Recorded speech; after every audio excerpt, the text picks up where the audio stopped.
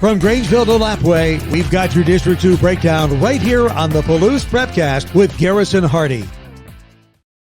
That's right. Welcome into another edition of the Palouse Prepcast here on IdahoSports.com, where we break down everything that's going on in District 2 athletics week in, week out. All those teams up north that never get the love and attention they deserve. We bring it to you each and every week, breaking down the biggest stories in District 2. I'm Brandon Baney, and normally I'm joined by Garrison Hardie, as you heard in the intro, but he is off this week, taking some well-deserved time off here with the Labor Day holiday in the rearview mirror. So I was racking my brain trying to come up with a good idea to have some co-hosts fill in, and I think we came up with a pretty good solution. I'd like to welcome in, representing the Prairie Pirates from Cottonwood, Coach Ryan Hasselstrom, as well as Brody Hasselstrom, all-state running back. Welcome, guys. Thanks for joining us. Well, thanks, Brandon. Good to be on. I hope we can do justice to it. Yeah, I told Garrison, the seat might be permanently filled when you come back. So yeah, for sure. Brody, how you doing? Good. How are you? I'm doing good. So let's talk about what's been going on since last time you guys took the field. You had a bye week. So Coach, how did you spend the week off?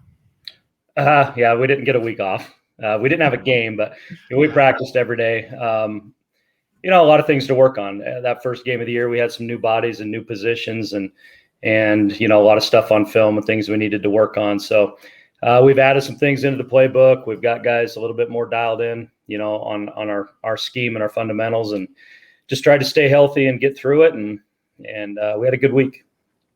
Yeah. So like you said, obviously a week full of practices. What did you do on Friday if you didn't have a game? We actually took Friday off.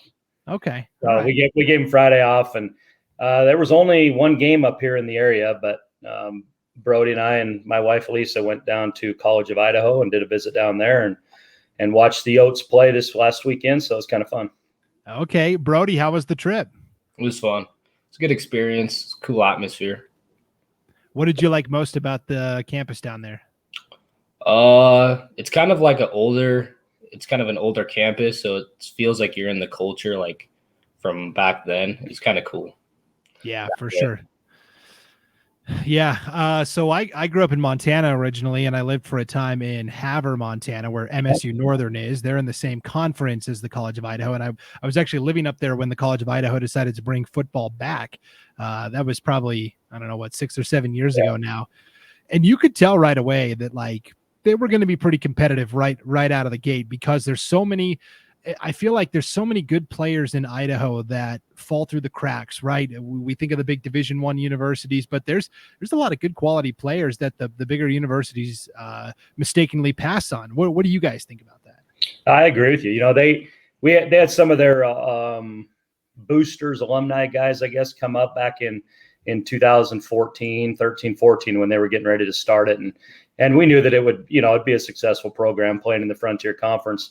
They get a lot of, there's a lot of good athletes in Idaho. There's a lot of good ones in the Boise Valley, up north, all eastern Idaho, everywhere. But you also get those kids that maybe want to be in Boise, transferring, but can't play at Boise State. So it's a great recruiting base right there. There's a lot of kids from north to south to play. And, it's tough playing against Montana. Montana's the same way. They recruit really, really well in the state of Montana for all their colleges there in the Frontier Conference. But yeah, the Oats have, they've kind of proven that they're going to be a force in that conference for sure. For sure. Brody, are there any other schools you're considering or schools on your list? Yeah, there's a few. Montana Tech is another one. And then there's Dickinson State, Minot State, just some other ones like that, but nothing too serious yet. So sure. Let's talk about you. I mean, you had a all-time great season last year, obviously. What kind of goals did you set for yourself? How do you top what you did a year ago? My goals for this year? Yeah. End out on top and win a ring. Right. Right. That on, but I don't know. Personal goals, I just want to play better than I did last year, try and reach that goal, but just end out on top this year actually, and try to cut back on simple mistakes and maybe get vision a little bit better so I can actually open up more. Yeah.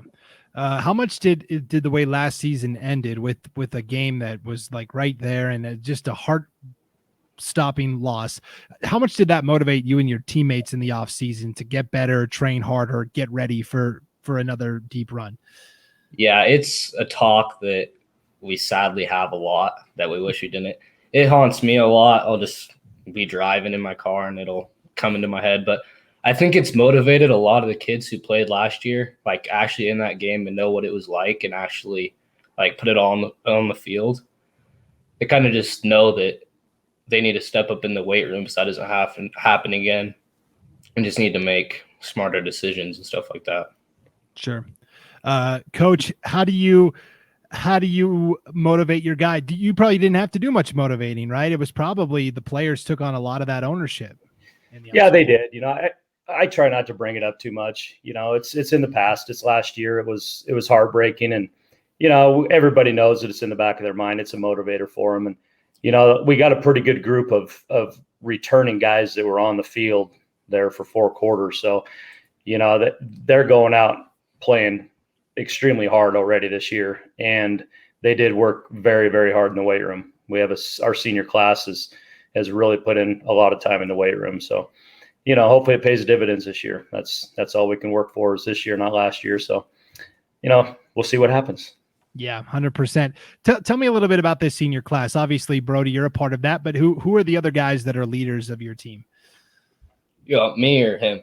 Go ahead, Brody. Okay, so say another big one is TJ Hibbert, obviously, our other running back. Just, I don't know, he has a motor that runs nonstop, never gets tired, and always makes big plays. Hard to bring down, too. And then there's Lane Shoemaker, obviously our quarterback now, who played a lot defensively last year, but not a whole lot offensively in that game. But he's grown a lot, got in the weight room too, so expect big things there. And then Wyatt Ross, he's a receiver now, and he played some receiver in that game too. He's another one that's grown and been in the weight room a lot too, so I think expect big things out of him also. Jesse Cronin, he's another guy who's just kind of been there the whole time, and he's like very smart offensive or football wise and knows what to do. So yeah, I think that's a big part. Yeah. So you mentioned your partner in the backfield at running back. Do you guys complement each other? Do you bring different skill sets to the running back position? Yeah. So it's kind of funny. When he first moved here, it was a big competition of who was better all the time. We were always competing, which was good. Made us both. That was like the 4th grade. Yeah. If that even. I think we were in Pee Wee. But yeah, we compliment each other all the time. We're, hey, nice move. Way to read that. Just we know that we can't put each other down. Yeah, we're on the same team, so we both have the same goal. Yeah, for sure. Yeah, tell me about 4th grade. What's the youth football scene like up where you guys are? You want it? No, you got it. It's awesome. These guys started when they were in the 2nd grade. So this group of guys have been playing together for 10 years now. So I got to coach them in 2nd, 3rd, 4th grade, a little bit off and on in 5th and 6th grade. And so, yeah, I mean, it's, they play 11-man. We try to get all the kids in. Every kid gets to play. We left practice tonight at 6:00, and there were probably 35 or 40 kids from 3rd grade through 6th grade up in our elementary grass area up there practicing Pee Wee football. So it's good. It's been a change in the atmosphere at about 2005 or 2006 is when we kind of implemented the Pee Wee program, and it's been a great feeder and getting excitement for the town of Cottonwood and for our program. Yeah. So I assume you play other Pee Wee teams from neighboring towns, or? Yeah, Kamiah, Clearwater Valley, Orfino, Grangeville, Lapway. So yeah, those teams mainly.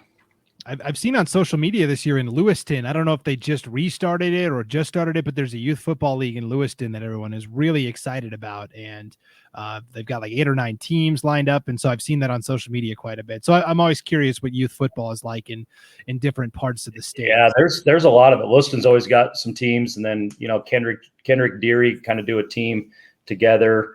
I don't know if Troy has one, but, most of Moscow's got teams. So, yeah, there's a lot of that from basically third grade to the sixth grade.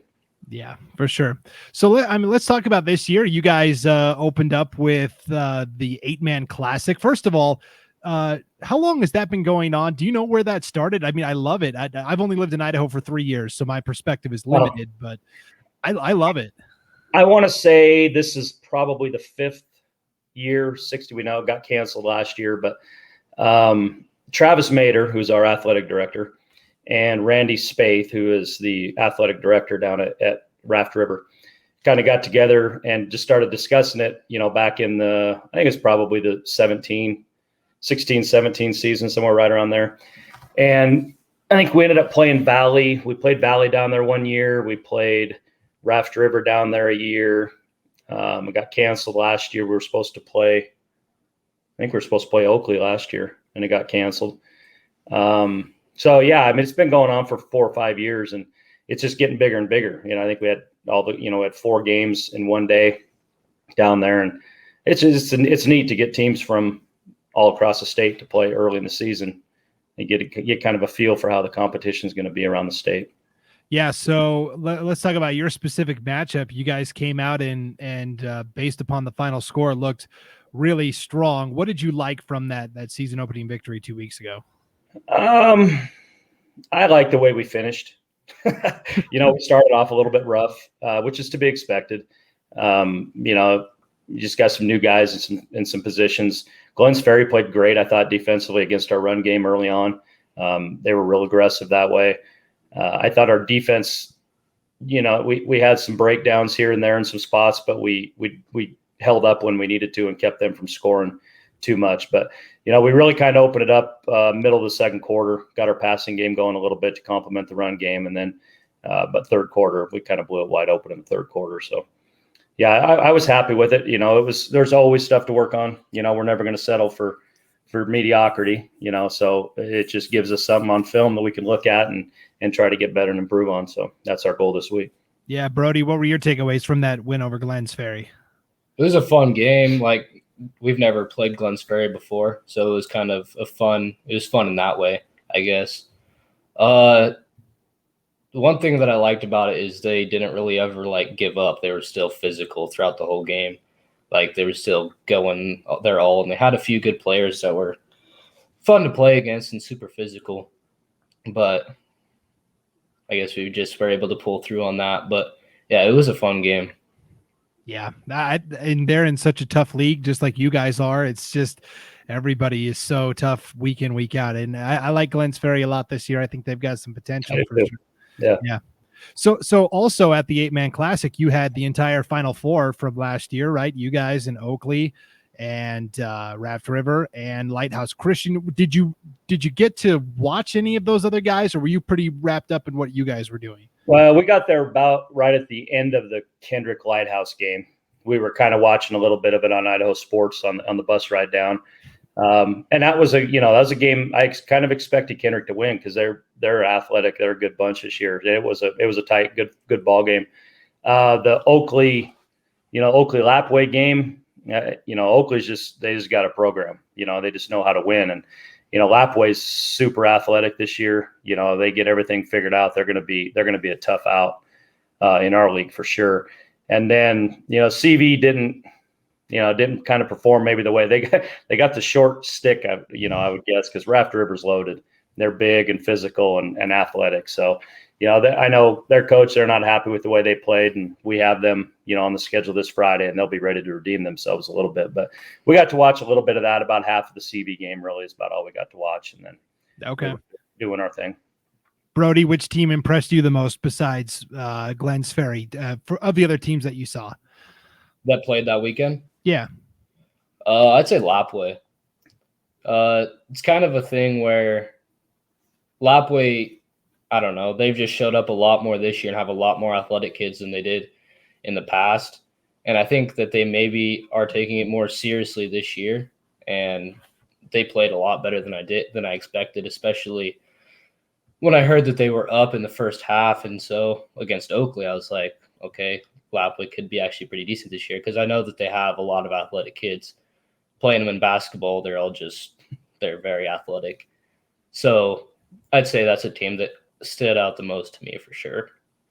Yeah, the White Pine League is going to be. I think it's the most entertaining league in the state. I mean, every game is always good. It seems like the offenses are always really good, and you just never know what's going to happen. I think the league is really wide open this year. There wasn't much consensus. We did those preseason questionnaires we sent out to every coach. We sent one to you, Coach Hasselstrom, and everybody kind of filled out their preseason coaches poll, and it was all over the place. Nobody could really pin down where everybody was going to finish, and I think it's going to be a really competitive league. But what do you think? I agree with you 100%. And you look at Potlatch, who everybody kind of had written off, maybe being near the bottom, but they're so well coached, and they got the kids out that they didn't graduate hardly anybody. They had a good sound win over Troy last Friday night. Troy's got good numbers coming up, and some, new coaching kind of coming back in, and they'll do some things. Lapway's super athletic. Genesee's, they're scary. They got some real talent coming from Colton there too. And with that co-op, you got the addition of Logos. They're going to be athletic. We played them in basketball, and they got a good draw of student athletes from up there. And CV is going to be super physical. They're going to be tough. Cami is going to be tough. It's going to be fun week in and week out. There's no doubt. Yeah. So Brody, after a week off, how excited are you to jump back into action and right away with one of those teams that's looking to knock you guys off the top perch, CV, Clearwater Valley? How excited are you? Yeah, I'm extremely excited, especially when we practiced for 2 weeks before that game at the 8-man classic. And then when you have to practice a whole nother week without a game, you just are, definitely ready for it. It's a long time of just practicing and not playing games. So I think we'll be ready to rock and roll for sure, though. Yeah. As a coach, Ryan, do you try to break up the monotony of when you have so many practices in a 3-week span? What do you do to change things up? Yeah, we shorten practice down to about an hour and a half. Try to do just more individual drill stuff. We don't go real heavy on the contact, trying to keep guys healthy, but just focus on the fundamentals, try to add some new wrinkles, add some new stuff, get the kids thinking, and trying to use their brain a little bit, and try to keep them in shape and keep them engaged. And, we didn't spend much time last week working on CV stuff, because we knew we would prep for it this week. So, it's good. I don't like bye weeks. I'd rather play every Friday, but sometimes it comes through the schedule that way, and we'll be ready to go. Yeah, well, I will say the schedule situation is a lot better this year than last year, where everything was just so chaotic, right? Yeah, for sure. How did going through a year like that, where COVID-19 impacted everything, how did that make you better as a coach? I know we didn't really experience too much cancellations. We had Genesee ended up canceling late in the year on us. We had one cancel with Timberline, but that was because of smoke, I think, with the fire up there. So we ended up just only losing those 2 games. But our guys, they stuck to their guns, and they did everything that they needed to do last year, and we performed really well. As a coach, you try to keep their mind on football, I guess, during the most part of it, and enjoy every moment, because last year you really didn't know. I mean, it literally could have been over in one day. They could have just shut everything down again. So we enjoyed the moments that we had last year. We got to almost the pinnacle of the season, and, we just came up a little bit short there, but it just makes you, I guess, as a coach, just enjoy the moments, and don't take things for granted. Yeah. Well, we're excited to see you guys take the field again, because you had such a great debut. And then I was looking for you last week, and I was like, oh yeah, they're on the bye week. Okay. We were off. CV was off. They had also, and so yeah. And Cami I had their game canceled. Yeah. It was kind of a light schedule last week. Yeah. So we're definitely excited to see you guys take on Clearwater Valley. What makes them such a good program? Because they really turned the corner last year, I think, and I think they're looking to take that next step this year. Yeah, I think last year was their 3rd year in a row of making the playoffs. So they've kind of been building. They've had a really good their youth program has been good. Their junior high program has been good. The coach they got there right now, Coach Hutchins, I think the kids really like him. He's a great guy. The kids buy into it, and they've just got a group even though they graduated some pretty good seniors last year, they've got a good group of guys that have worked hard in the weight room. And I mean, they're tough. I mean, they're Kuski kids. You know, if you've ever been to Kuski, you know, they're just tough, physical, hard-nosed athletes. So, you know, they've bought into it, and they see that they've been in the playoffs, so they kind of know what that feels like, and they're ready to take the next step. There's no doubt about it. Yep, for sure. The other big game I think that White Pine League fans are going to want to watch is or fans up north in District 2 is going to be, you alluded to it, that Kendrick versus Oakley matchup. Mm-hmm. Do you have can you give me a breakdown of that game? Do you know both teams kind of well enough to give me some sort of idea how it's going to go? I know them too well. That's the problem. You know, Oakley's just got their tradition. You know, they lost, I think, 9 seniors, and I mean, they lost pretty much their whole starting crew last year, but they had a ton of numbers, and they had a lot of young guys that got good playing experience last year. They're not as big. You know, I think they're a little more athletic maybe than they were last year. So that kind of fits in with Kendrick, where Kendrick's not super big either, but they are very athletic, and they got probably one of the best quarterbacks in the state.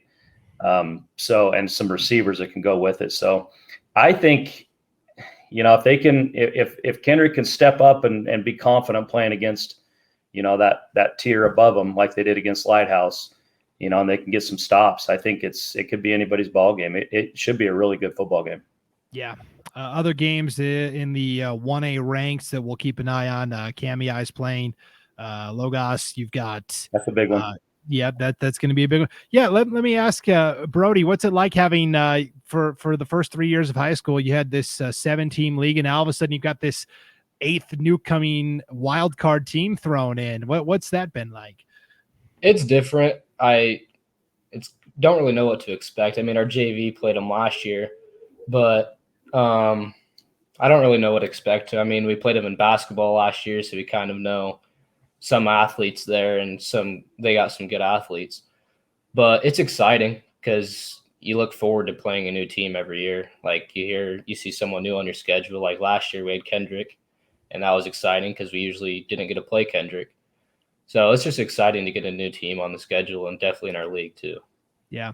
Did they play the JV games at the same site they're playing the varsity games this year in Moscow, that city park with the wheat fields behind it? Or yeah, I think it'll be a couple years in the making, but they got the field done last year, and I think they're building their school. They're probably in the process of that somewhere right now. They're building their church and their school there right now. So yeah, it's a neat setting out there in East Moscow, and they got a good draw of kids, you know, so they'll be competitive. And poor Camia, you know, they've been practicing since August 10th or something, and they got canceled on last week. So I'm sure they're going to be chomping at the bit to get on the field and play a real game. So it'll be fun. Yeah, that's for sure. Other big matchups, you got Troy at Lapway, and then a battle of 1-0 teams, Potlatch at Genesee. I think that could be a really interesting game as well. When we look at the 2A programs, you've got Orofino that's trying to build back. They're playing Kellogg. That's going to be tough. I got to say, I'm pretty surprised that Grangeville is going to play Weiser, and Grangeville comes in 0-2 because they've been such a good program the last several years. You guys obviously encountered Grangeville at the youth level and then kind of went your different ways. But do you keep an eye on those bigger schools like Grangeville, Moscow, Lewiston, or do you kind of just focused on the 1As? Now, Grangeville's like 12 miles from us, so right. They're really close, and you know all the kids know each other. But you know they play up in competition all the time. You know they barely lost to Moscow. They did got a handed to them by Bonner's Ferry last week. You know, and I know Coach wasn't very happy about the way they performed there, but it'd be a tough one against Weiser. But, you know, I don't know if they have McCall on their schedule either, but McCall's really, really good. But the CIL league is there's just not much there. There's only 3 teams. You go St. Mary's, which is clear up north, Orofino, which is in our area, and then Grangeville. So they got to branch out and go find somebody else to play in the 11-man ranks. And there's no other small 11-man schools around here. So yeah, they always move up and compete very, very well. So they're gonna be good, even though they're 0-2 right now. They've lost games to pretty good competition.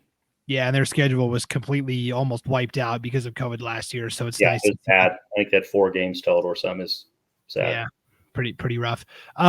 Brody, how have the other sports been going at Prairie? It seems like it's contagious, right? Even the girls, volleyball, basketball always seems to be really good. Baseball in the spring is always really solid. How is everything else going athletics wise at Prairie High?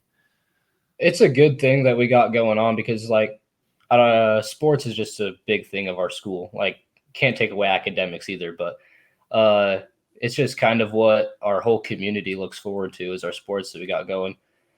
And we've had a solid group of athletic kids for the past, 10 years.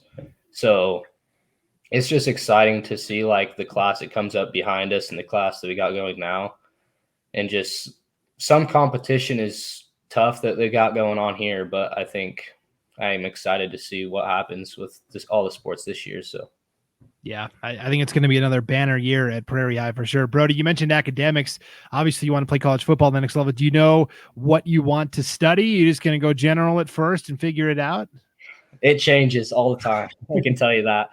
No, I don't know. See, if you get this answer out of him, I'll buy you dinner. It changes a lot. Might have to tell you an answer so I can go to dinner too, but I don't know, honestly. Criminal justice is possibly, but I don't know. Sorry, say that again. Criminal justice is a possibility, but it just depends on where I would go to school at.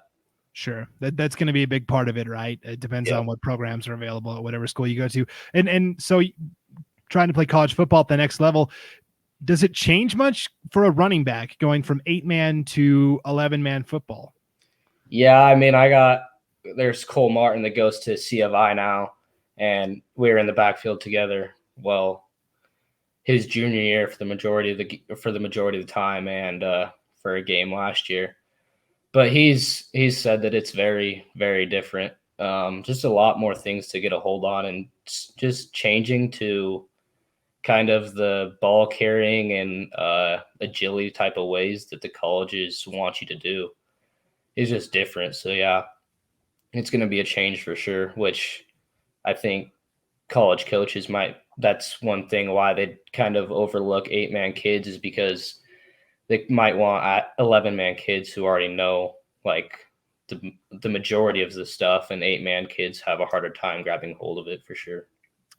Yeah. So you got kind of two things working against you, Ryan. I feel like the 8-man players typically are not looked at the same way as the 11-man players are. But then also I feel like up north where you guys are, you just don't get a lot of the attention and respect that you guys deserve. You're kind of almost forgotten up there sometimes. Yeah. The recruiting thing it's really, really hard coming from an 8-man school. And there's not, you got the University of Idaho, that's about it. And that's pretty big time football for the state of Idaho. And you go down south and you got Boise State and ISU, which is big time football. And so College of Idaho, that NAIA level, we got a lot of kids that can play NAIA level football. And I think, I know the coaches at Montana Tech and around the Frontier Conference, and they love 8-man guys because 8-man guys they're just tough nosed, and defensively they love them because they can cover a lot of ground, and athletically, I think some of the best athletes are 8-man. But there is a scheme difference, that you got to learn defensively and offensively. There's just more guys out there, and you got to learn the system a little bit more. But if you can play football, you can play football, whether you're 8-man or 11-man. Yeah, I completely agree. Well, we're going to look forward to watching the Prairie Pirates play football all season long. I think we're going to do a couple of games on IdahoSports.com. So it's going to be fun to watch you guys throughout the season, and I'm sure we're going to cross paths in the postseason as well. But one win under your belt, and now you start conference play, and we're really excited to see how it goes for you guys. Ryan Hasselstrom, Brody Hasselstrom, thank you for joining us here on the Palouse Prepcast. This was really fun. Yeah, that was good. Hey, thank you. Yeah, appreciate it, Brandon. Of course. And Garrison Hardie will be back next week in the director's chair. Good. So we don't have to do this every week. We've got you on retainer in case we need to pull you out again. So. Sounds good. All right. Sounds great. Thanks, guys. We appreciate it. Yep. Thank you. Take care. All right. Well, that'll do it for this edition of the Palouse Prepcast. Thanks for tuning in, everybody. We'll have plenty to talk about from that Prairie Clearwater Valley game and of course, Lewiston and Moscow and all the other things going on next week. So make sure you come on back. The audio version of this podcast, wherever you download your podcasts, so you can also get it at our website, IdahoSports.com, or the video. If you want to see what we all looked like tonight, you can get the video of this at the IdahoSports.com Facebook page or the YouTube channel. So until next time, thanks for tuning into the Palouse Prepcast here on IdahoSports.com.